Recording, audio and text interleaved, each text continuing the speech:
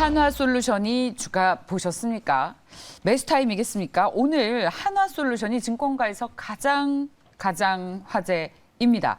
호평이 나왔을 뿐만 아니라 그리고 이 폴리실리콘 사업 부분에서 계속 증설이 된다고 하죠. 태양광 수요가 늘어나는데 폴리실리콘 가격이 줄어들면 회사는 수익성이 더 높아질 것이라는 기대가 계속해서 생기고 있습니다. 한화솔루션, 약자로 여러분들 한솔 대박이다. 이런 오늘 아침장인데요. 자, 두 분과 함께 이야기를 나눠보겠습니다. 오늘도 유쾌하게 그리고 우리 시간을 풍성하게 이끌어주실 두 분, 한국투자증권 FC팀의 염정팀장과 DB금융의 김진만 팀장 나오셨습니다. 어서 오십시오. 네, 안녕하세요. 네, 안녕하세요. 자, 저희 꿀성대 김진만 팀장님 그리고 아름다우신 연정 팀장님과 함께합니다. 이 시간에 수익률이 아니죠. 시청률 견인 프로그램이에요. 말씀 한 판이. 감사합니다. 네, 그래서 저희 늘 되게 굉장히 신경을 쓰는데 이슈 선점이 또 좋지 않습니까? 오늘 무려 여러분 3개나 준비되어 있습니다. 끝까지 광장과 함께 해주십시오. 두 분께서는 한화솔루션의 목표가를 얼마로 잡고 계시는지부터 물어봤습니다. 염정 팀장께서는 55,000원, 그리고 김진만 팀장께서는 5,000원 할인한 5만 원 제시를 해주셨습니다. 한화솔루션의 투자 키워드 어떤 걸로 잡고 계시는지 염정 팀장께서는 55,000원이 왜 나왔습니까? 사실 지금 목표가에 대한 상향이 좀 있었습니다. 최근에 하나솔루션 좋은 리포트. 사실 워낙에 지금 좀 많이 빠져 있었기 때문에 지금 봐야 되는, 지금 사실은 시장에서 지금 화학 섹터가 다시 한번 좀 재주목된다는 부분에서 하나솔루션이 그 중에서도 좀 탑픽으로 보여지고 있고요. 하나솔루션 지금 목표가는 일단은 시장에서 증권가에서는 한 6만 원 정도까지 보고 있는 걸로 예상되는데 일단 그렇게까지 오르기에는 저는 조금은 좀 좀 역부족이 있다라고 생각하고 중간에서 한 5만 5천 원 정도를 맞췄습니다. 그 목표가가 사실 중요한 게 아니고요. 얼마나 이제 바닥에서 얼마나 더 상승 탄력을 이어갈 수 있을지 지금 오늘 같은 경우에도 강하게 움직이면서 사실 4거래일 연속으로 지금 상승세가 이어가고 있습니다. 그 분위기가 얼마나 더 유지될 수 있고 전체적으로 섹터 내로의 어떤 지금까지 분위기 전환이 좀 중요할 것이라고 생각하고요. 단기적으로 뭐 하나솔루션 개별 이슈가 될 것인지 아니면 관련 종목들이 같이 오르면서 좀 상승 추세를 이어가면서 주도주가 될 것인지가 좀 중요한 시점이다라고 생각하고 있습니다. 아, 개별주가 아닌 그러니까 화학주 전체적으로 주도 섹터가 될 수도 있다. 그러니까 주도 섹터에서 대장주로 움직인다면 좀 더 추가 상승이 가능할 수 있고 그냥 개별주로 지금 반짝 리포트 효과라고 한다면은 상승 추세가 조금은 좀 주춤할 수 있다라고 생각하고 있습니다. 어느 쪽에 더 무게를 두세요? 반짝 상승이라고 하기엔 좀 아쉬운 것 같은. 네, 반짝 상승이라고 네, 하기 그럼 아쉽지만 지금 보고서의 내용을 보면 네. 확실히 그 뭐 실적도 이제 곧 언급하시겠지만 네. 태양광 사업 부분에 대해서 계속 공장 증설이 있고. 사실 이제 태양광이 사실은 좀 하나솔루션에서 어떻게 보면은 좀 힘든 부분이 됐었긴 합니다. 왜냐하면 태양광에 대한 우리 기대치는 사실은 바이든 대통령의 이제 선거 공약에 있었던 부분이고 그게 뭐 이미 1년여 전 이상, 그러니까 2020년 이제 한 말이었었죠. 그때 당시부터 이제 태양광에 대한 기대가 이제 법안에 대한 통과에 대한 부분이 있었는데 사실 지금 1년 넘게 지금 지연되고 있다라는 부분이 그 부분이 이제 다시 또 부각이 되고 있는데 그 신재생 법안에 대한 그 통과에 대한 여부에 따라도 좀 달라질 것 같기도 하고요. 그리고 지금 뭐 리포트에서 나온 대로 지금 하나솔루션에 대한 그 태양광에 대한 효과에 대한 부분에서 또 이야기되고 있는 게 이제 폴리실리콘 가격이거든요. 이제 폴리실리콘은 태양광의 주 원료가 되고 있고요. 그 부분에서 또 폴리실리콘의 또 원재료가 되고 있는 이제 메탈실리콘의 가격이 지난 1분기 전, 그러니까 한 9월 대비해서 지금 이번 1월에 이제 가격 자체가 안정세를 좀 찾았다, 하향 안정세를 찾았다라는 부분에서 예. 원재료가 좀 하락하기 때문에 그만큼 다시 또 영업이익 면에서는 또 커질 수 있다, 증가할 수 있다라는 부분이 리포트의 주 내용이다라고 생각을 하고요. 예. 이 부분이 이제 지금 너무 많이 눌렸었기 때문에 다시 한번 올라오는 좀 개념이다라고 좀 생각을 하고 있고 실제적으로 말씀하신 대로 증설은 있습니다. 지난 4분기에도 이제 폴리실리콘에 대한 증설은 있었고 그에 대한 부분이 이제 어느 정도는 다 반영이 될 거긴 한데 그러려면은 사실은 수요가 필요한데 이 태양광은 사실 국내 수요보다는 해외 수요잖아요. 해외 수요 중에서도 이제 미국에 대한 수요, 미국에서의 법안 통과가 가장 큰 부분이다. 그 법안에 대한 기대감이 지금은 살아있기 때문에 다시 종목이 움직이지만 만약에 또 주춤한다라고 한다면 좀 추세는 당분간 또 다시 또 꺾일 수 있다. 그런 부분을 좀 염두에 두셨으면 좋겠습니다. 아, 무슨 말씀이신지 너무나 잘 알겠습니다. 이 공급 기대는 있는데 그런데 태양광 아무도 갖다 쓰지 않으면 의미가 없겠죠. 사실 국내에서는 좀 태양광이 조금은 좀 불리한 좀 우리 환경이고요. 국내는 그렇고 네, 그리고 됐고요. 해외에서도 기대감이 많이 낮아졌다. 야, 증권사의 보고서를 또 기관이 나오셔서 이렇게 분석해 주시니 이런 훌륭한 프로그램이 바로 저희입니다.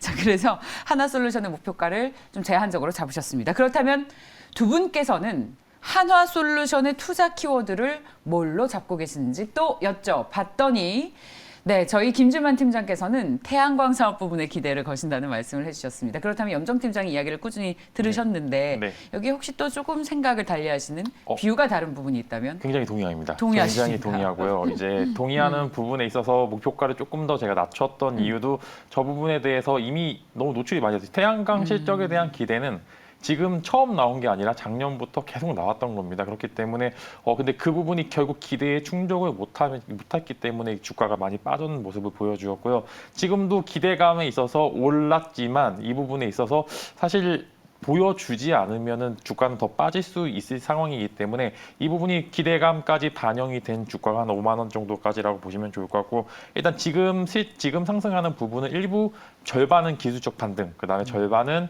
추가적으로 해서 이제 태양광 쪽에 기대감이 조금 일부 반영이 되어 있는데 바이든 대통령의 법안이 워낙 딜레이가 많이 되었기 때문에 이제는 좀 통과가 되지 않을까라는 그런 말도 나오고 있는 상황이기 때문에 일단은 단발적으로는 기술적 반등이라고 좀 보시면 좋을 거고 여기서 만약에 외형적 성장, 즉 환화 큐세 쪽에서 좀 드라마틱한 실적이 나오게 된다면은 주가가 유지가 되겠지만 그렇지 않다면은 반대로 오히려 기본적으로 정유화학 쪽에 매출이나 영업이익은 잘 나올 것으로 예상이 되어 있는데 큐세 쪽에서 계속적으로 이제 깎아먹게 되면은 저는 이 부분이 반영이 이제 정말로 안 되게 될 경우에는 주가는 조금 더 현 주가 상황을 하지 않을까라는 말씀을 드릴 수 있을 것 같습니다. 예.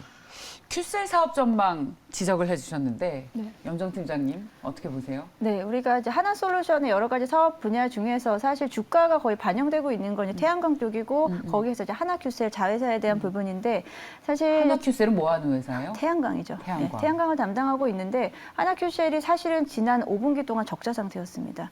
올해 이제 겨우 이제 2분기 정도에는 이제 적자를 좀 벗어날 수 있을 거다라고 예상을 하고 있기 때문에 사실 지금까지 주가가 눌렸던 건 사실 이 부분이 거의 고스란히 반영됐다라고 보면 될 수 있고요. 태양광 좋다.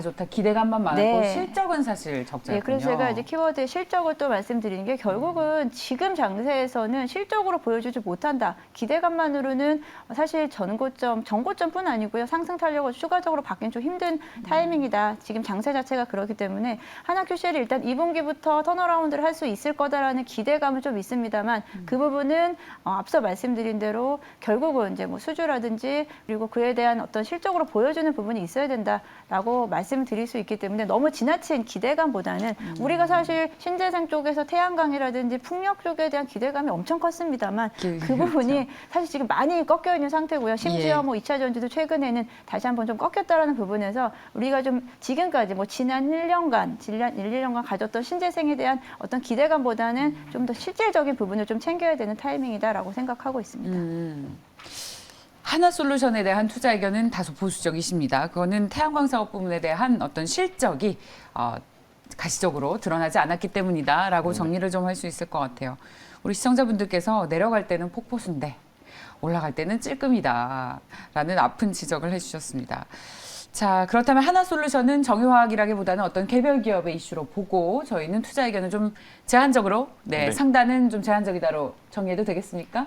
너무 이제 장밋빛 어떤 기대감보다는 현실적으로 좀 냉정하게 파악하자라고 말씀드리겠습니다. 네, 좋습니다. 자, 하나솔루션을 봤습니다. 다음 주제로 이어가겠습니다. 여러분들 아마 관심 많으실 겁니다. 작년 우리 시장을 주도했던 2차 전지 관련주들이 올해 들어서 근데 지금 거래일이 뭐 일주일인가요? 10%나 떨어졌어요. 그런데 오늘 동반해서 일제히 반등하고 있습니다. 저희는 LG 에너지솔루션 상장과 함께 다른 2차 전지 관련주들은 모두 좀 여기서 기관 자금이 빠지지 않을까라고 했었는데 뚜껑 열어보니까 이것도 차별화가 나타나고 있습니다. 2차 전지 관련 소재주 위주로 LG에너지솔루션의 이런 또 뭐 이제 공급을 할 것이다라는 기대감 때문에 차별화가 나오고 있는데 2차 전지 관련주들 많이 빠졌습니다. 지금 매수해도 괜찮은 자리이겠습니까? 염정 팀장께서도 사자. 네, 김준만 팀장께서도 분할 매수하자라는 의견을 주셨습니다. 분할 매수해야죠. 근데 네. 분할 매수가 중요한 네, 거죠. 왜 그러냐면은 분할. 일단 오늘 오르는 예. 거는 일단은 이게 뭐 전체적으로 장이 그래도 많이 빠져서 기술적으로 오른 거일 수도 있기 때문에 저는 오히려 반대로 얘기하면은 조금 더 빠질 수 있는 가능성을 좀 열어두고 이제 하셔야 되고요. 저는 그래서 만약에 오늘 시드를 투입하실 분도 계시겠지만 저는 조금 더 시간을 보고 저는 사실 에너지 솔루션 상장까지 아직 물량이 덜 빠졌다고 생각을 하기 때문에 그렇죠. 이 부분에 있어서 일단 단발적인 이 저가 매수세가 유입이 됐는데 이 부분이 지속이 될지 여부는 사실 불확실합니다. 이제 그 부분에 있어서 사실 시장을 되게 보수적으로 봐야 되는 시점이기 때문에 매수를 하더라도 분할 매수로 좀 접근하시는 게 좋을 것 같고요. 전체적으로 순풍은 많이 불었는데 이 부분에 있어서 금리 인상 시기이기 때문에 작년에 많이 올랐던 성장주, 특히 이제 2차 전지 관련주들은 보여줘야 됩니다. 정말 실적으로 성장을 보여주지 않으면은 도태될 수밖에 없는 상황인데 전체적으로 그래도 기업들이 대부분 특히 이제 소재 관련주들 같은 경우는 매출이나 영업이익이 많이 상승한 기업들이 많기 때문에 여기서 한번 증명을 하게 된다면 이 다음 채널로 갈 수 있는 그런 이제 모멘텀은 충분하다고 보고요. 그래도 저는 섹터 중에 만약에 조금 손해를 보더라도 분할 매수를 천천히 해야 되는 섹터는 당연히 2차 전지라고 좀 보면 되는 게 그래도 성장세가 가장 눈에 띄게 나타나고 있습니다. 전체적으로 봤었을 때 기업들의 가치가 많이 올라가고 있는 상황이기 때문에 좀 고밸류 부담에도 현재 주가는 그렇게 이제 좀 많이 오르지 않았다. 좀 더 오를 가능성은 충분히 있다라고 말씀을 드릴 수 있을 것 같습니다. 네, 좋습니다. 자, 2차 전지. 그렇다면 두 분께서는 2차 전지 관련주를 뭘 사면 좋을지 지금 많이 빠졌다고 보고 어떤 종목을 사면 좋을지 여쭤봤더니 저희 염정 팀장께서는 SK 이노베이션 그리고 김준만 팀장께서는 LNF를 제시를 해주셨습니다. 2차 전지 SK 이노베이션 저는 그 LG 에너지 솔루션 상장 이후로 이 2차 전지 관련주들은 좀 수급 부담이 있을래나 걱정을 했었는데 우려했던 것보다는 괜찮은 것 같습니다. 네, 뭐 그 부분은 많이 빠졌었기 때문도 있어요. 많이 빠졌고 2차 전지 섹터를 우리가 포트에서 뺄 수는 없습니다. 그런 부분에서 앞서 말씀하셨듯이 SK 이노베이션뿐 아니고요. 2차 전지 전반적으로 뭐 셀업체든 소재주든 간에 사실 성장성과 실적이 동반할 수 있는 섹터는 사실 2차 전지가 단연 손꼽힌다라고 저는 생각을 하고 있고요. 지금 어떻게 보면은 지금 많이 빠져 있는 좋은 종목들이 많이 있기 때문에 2차 전지 섹터는 지금부터 뭐 매수, 분할 매수 관점으로 가져가시는 게 맞다라고 생각을 하고요.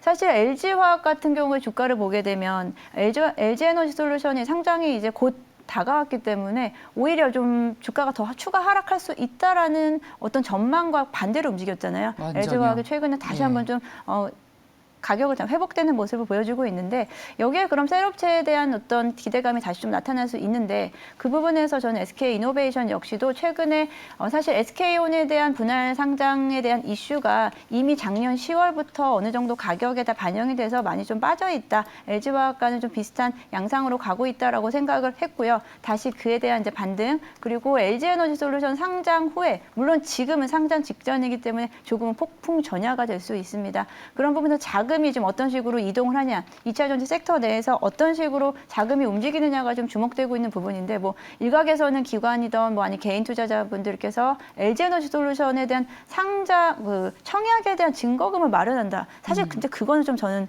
조금은 좀 아닌 것 같아요. 아닌 것 같고요. 이제 왜요? 사실 뭐 개인 투자자분들께서 LG솔루션의 청약을 받으시려고 뭐 자금을 지금 다 모아두셨다.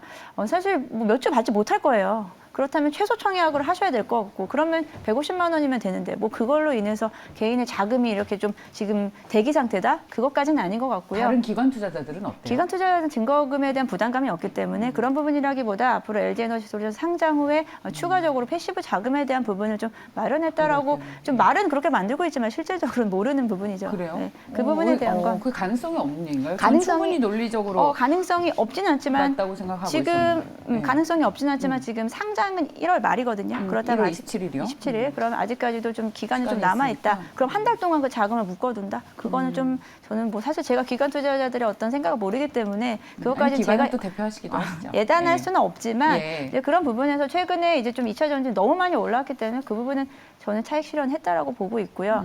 그리고 SK 이노베이션 같은 경우에는 또 어떤 게 있냐면 오늘 또 급등하고 있는데 국내 기업으로는 블룸버그에서 선정한 2022년에 가장 주목 주목할 만한 50개 기업에 좀 속해 있다라는 또 기사가 나오면서 SK이노베이션이 일단 SK온에 대한 효과도 있겠고요. SK온에 대한 기대감, SK온이 만약에 실질적으로 지금 프리-IPO 단계에 있지만 만약에 성공적인 상장 시 이제 진짜 자회사의 어떤 가치 상승에 따라서 모회사의 상승도 있겠고 최근에 다시 또 이제 정유 쪽에서 정유 마진의 개선이라든지 그리고 여러 가지 사업 분야에서 사실 골고루 좀 수혜를 볼 수 있는 종목이기 때문에 저 SK 이노베이션 역시 지금 최근에 많이 좀 저평가 있는 종목이다라고 좀 생각을 하고 있습니다.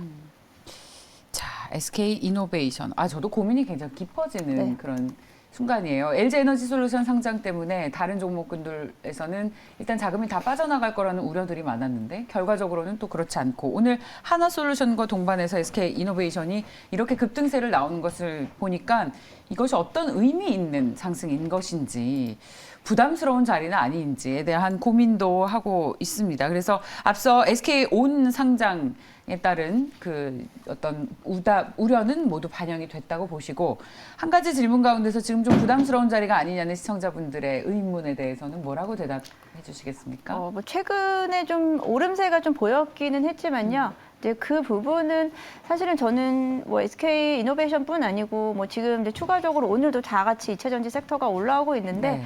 결국은 이제 주도 섹터가 다시 한번 좀 2차 전지가 좀 오래 쉬었거든요. 이제 그런 부분에서 저는 이제 주도 섹터로 다시 한번 좀 올라온다고 한다면 지금 자리는 그렇게 부담스러운 부분은 좀 아니다라고 생각하고요. SK 이노베이션 오늘 그렇다고 지금 급등하는 장세에서 지금 같이 따라잡자는 의미라기보다요. 일단 1월 한 달 동안은 2차 전지 섹터가 좀 조정을 받을 수 있어요. LG에너지솔루션의 상장을 전후로 해서 조정을 받을 수 있는데 지금 1월에 사서 1월에 수익 내자는 말씀이 아니고요. 1월 내에 재매수할 수 있는 관점에서 좀 지켜보시면 추후 좀 중장기적으로 2분기, 3분기까지 이어지는 그 분위기를 봤을 때 좀 지금 자리가 그렇게 높진 않다. 좀 장기적으로 봤을 때는. 그렇죠. 이제 다 가격이라는 것은 기업의 주가라는 것은 단순히 숫자가 아니라 밸류에이션을 봐야죠. 이게 성장성을 가늠을 하게 된다면 지금의 밸류에이션은 부담스러운 자리는 아니다라는 말씀을 해주셨습니다. LG에너지솔루션 상장 얘기를 계속하고 있는데 이게 지금 시장의 핵심이어서요. 저희 오늘 잠시 후에 이어지는 결정적 투자 시간에는 긴급 진단으로 LG에너지솔루션을 집중적으로 다룰 겁니다. 저희 방송만 보시면 다 해결됩니다. 관련해서 수혜를 네. 소재주들이 받고 있는데 그래서 저희 오늘 김진만 팀장께서는 LNF 탑픽으로 꼽아주셨습니다. 네, LNF 같은 경우에는 영업이익률이 많이 개선되고 있다는 포인트가 굉장히 접근성이 용이한데요. 영업이익률이 개선이 되고 있는 게 눈으로 보입니다. 이제 3분기까지는 한 5.5% 정도에서 지금 한 7, 8%까지 올라오고 있는데 영업이익률이 올라간다는 거는 이제 효율이 계속적으로 좋아지고 있다는 그런 말과 말씀드린 것처럼 실적으로 좀 증명을 계속 하고 있습니다. 3분기 때도 했고 4분기 또 좀 기대를 해볼 만한 게 전체적으로 매출액도 오르고 그렇기 때문에 영업이익률이 개선이 됐기 때문에 추가적으로 영업이익까지 개선이 되는 부분이기 때문에 일단은 소재주 중에서는 에코프로비엔과 지금 LNF가 좀 투탑으로 나오고 있는데 이제 그 정도 매출과 영업이익이면 그래도 에코프로비엔과 비슷한 시가총액 혹은 조금 할인되어 있는 그런 시가총액을 구성이 돼야 되는 게 맞는 것 같은 상황이기 때문에 비슷하게 보시면은 전체적으로 저는 아직도 LNF는 저평가 구간이다. 사실 많이 올랐습니다. 굉장히 지금 20만 원 넘는 주가까지 형성한 이력도 있기 때문에 저는 이 부분에 있어서 분명 굉장히 비싸다고 생각할 수는 있겠지만 올해 성장성이 눈으로 가시가 되는 즉 외형적 성장이 이루어지고 있는 기업이기 때문에 LNF 같은 경우에는 지금 자리면 슬슬 분할 매수 자리 충분히 가능하다고 보고요. 전체적으로 저는 LG 에너지 솔루션 상장 이전에는 당연히 부담이겠지만 만약에 정말 성공적으로 정착을 하게 될 경우 전체적인 2차 전지 관련 섹터가 다시 한번 순풍이 올 수 있을 가능성이 충분히 크기 때문에 지금 현재 시점에서는 충분히 2차 전지 관련주 분할 매수 하셔도 좋을 것 같고 저는 탑픽으로는 LNF를 꼽는 게 맞다고 좀 생각하고 있습니다. 네, 자 여러분들께서 SK 이노베이션과 LNF를 보시면서 한번 자신만의 전략 세워보시죠. 2차 전지 관련주들은 많이 빠졌고 지금은 기회가 맞다는 두 분의 의견 일치했습니다. 다음 이슈로 이어가겠습니다. 자, 연초부터 좀 우울한 소식들이 나오고 있죠. HDC 현대산업개발이 광주시의 주상복합 아파트 신축 공사에서 아파트 외벽이 무너지는 사고가 발생을 했습니다. 자, 오늘부터 광주에서 하는 모든 공사는 멈춰라라는 회사의 입장을 내놨습니다.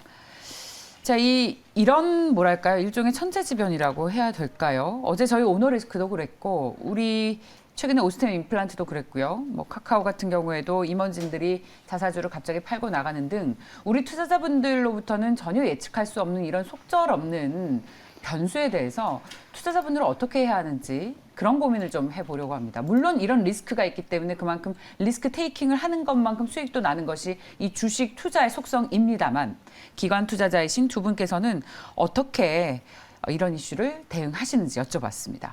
건설주에 대한 투자 전략, 염정 팀장께서는 대피해라, 김진만 팀장께서는 보류의 의견을 주셨습니다. 어떻게 하시나요? 이렇게 저도 사실은 한 펀드에서 오스템 임플란트를 보유하고 있다면서 문자가 왔어요. 굉장히 많이 빠질 수 있다고. 그러니까 저도 그냥 속절없이 당한 주주 중에 한 명인 거죠. 근데 이럴 땐 도대체 어떻게 해야 되나? 우리가 알 수 없는 이슈 아니겠습니까? 그렇죠. 이렇게 예상할 수 없는 최근에 좀 이슈들이 특히나 있습니다. 이런 악재가 나오면 시장에서 좀 강하게 지금 반영하고 있는 모습인데요. 현대산업개발 역시도 뭐 어떤 분이 사실 이 부분을 예상할 수 있겠습니까? 그래서 사실 이제 건설주에 대한 부분이 최근에 이제 대선 관련된 어떤 이슈라든지 그런 부분으로 다 같이 좀 일제히 좀 반등에 성공을 했습니다만 오늘 현대산업개발하고 관련된 종목들 같은 경우는 급락을 보여주고 있는데요.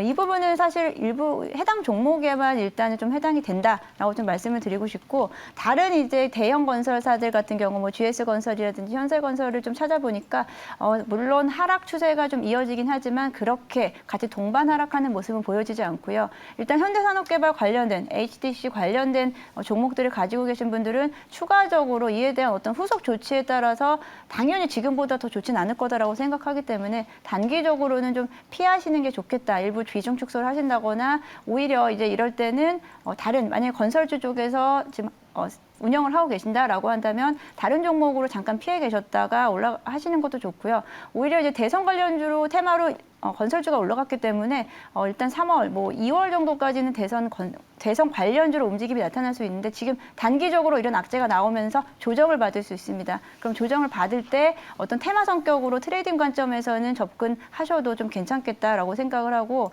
현대산업개발 관련해서는 추가적으로 좀 조정 하락이 더 있을 수 있다라고 좀 생각하고 있습니다. 아, 정말 이 대선까지 건설주 좋다고 굉장히 많은 분들이 입을 모으지 않았습니까? 누구나 쉽게 생각할 수 있는 대표적인 정책 수혜주입니다. 근데 다른 건설주까지 동반해서 피해를 보고 있는 것 같아서 정말 아쉽고 안타까운데 HDC 현대산업개발 같은 경우에는 근데 이제 낙폭을 줄이면서 주식시장에서는 양봉으로 전환을 했습니다. 윗꼬리를 좀 달긴 했습니다만 그래서 어느 정도 수준에서 하락이 멈출지는 모르겠습니다만 자, 일단은 그래도 지금이라도 손절을 좀 하는 것이 좋겠다는 의견을 주셨습니다. 자, 저희 김진만 팀장께서는 어떤 의견이십니까? 일단은 전체적으로 건설주들이 바닥에서 많이 올라왔습니다. 그래도 이제 저점 부분에서 올라왔는데 저는 사실 건설주들을 그렇게 추천을 안 드리는 이유가 조선업이랑 좀 비슷합니다. 이제 너무 고려해야 될 요소가 너무 많고요. 전체적으로 당연히 공급이 많아져서 이제 그 부분에 대해서 수주가 늘어나는 건 맞겠지만 수주는 기본적으로 해야 되는 겁니다. 기본적으로 하고 이 더 얼마나 이제 추가적인 매출이나 영업이익을 창출해내냐가 지금 관건인데 그 부분이 제한됐던 이유는 원자재 가격들이 계속 올라서 아파트랑 이제 전체적으로 건설을 많이 하지만 그 부분이 많이 영업이익률이 점점 떨어지는 그런 모습을 보여주었던 상황이기 때문에 전 건설주 같은 경우에는 공급이나 전체적으로 수주는 기본으로 해야 되는데 원자재 가격이 계속적으로 튀는 상황에서 저는 그 부분이 아무래도 조금 리스크가 시장에서 좀 노출이 되지 않았나라는 말씀을 드릴 수 있을 것 같고 이제 이번에 HD 현대산업개발의 이런 리스크 같은 걸 사실 잘 설명해 주셨지만 이거는 알 수가 없습니다. 이거는 이 부분에 있어서 정말 알 수가 없는 상황이기 때문에 이 사건으로 인해서 전체적으로 건설주들이 다 다운될 수도 있고 반대급부로 말씀드리면은 대체제 즉 이 현대산업개발을 대체할 수 있는 안전한 아파트를 짓는 혹은 이제 그런 이슈가 있는 기업들에 대해서는 오히려 프리미엄이 약간 더 붙을 수도 있다. 왜냐하면은 건설주들의 수급을 나눠가는 상황에서 이제 현대산업개발이 계속적인 이제 리스크가 나오는 상황이면은 반대급부로 좀 일부 건설사들은 좀 수혜를 주가적 수혜를 받을 수도 있겠구나라는 그런 판단도 하고 있고 일단은 오늘 덤핑은 일시적입니다. 일시적인 상황에서 구체적으로 다음 이제 현대산업개발이 어떤 이제 좀 안 좋은 이슈들이 지속됨으로써 이걸 과연 어떤 벌을 받을지가 사실 시장에서 리스크가 좀 더 있기 때문에 아직은 보류하시는 게 좀 좋을 것 같고 신규 매수도 사실 저점이라고 막 달라붙으시면 안 되시고 어느 정도 이제 나오고서 저점이 잡히면은 신규 매수하시는 거 좋을 것 같습니다. 저는 전체적으로는 건설주들의 투자 의견은 좋지만 좋다고는 하지만 이 부분에 있어서 아직은 시장의 수급을 받기에는 부족하다라고 말씀을 드릴 수 있을 것 같습니다.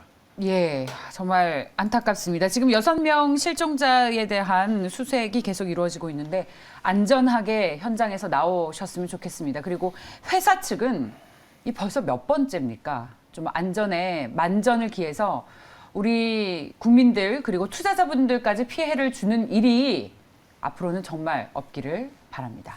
자, 맞서 한판 저희 한국투자증권 FC팀의 염정 팀장과 DB금융의 김진만 팀장 함께했습니다. 고맙습니다. 네, 감사합니다.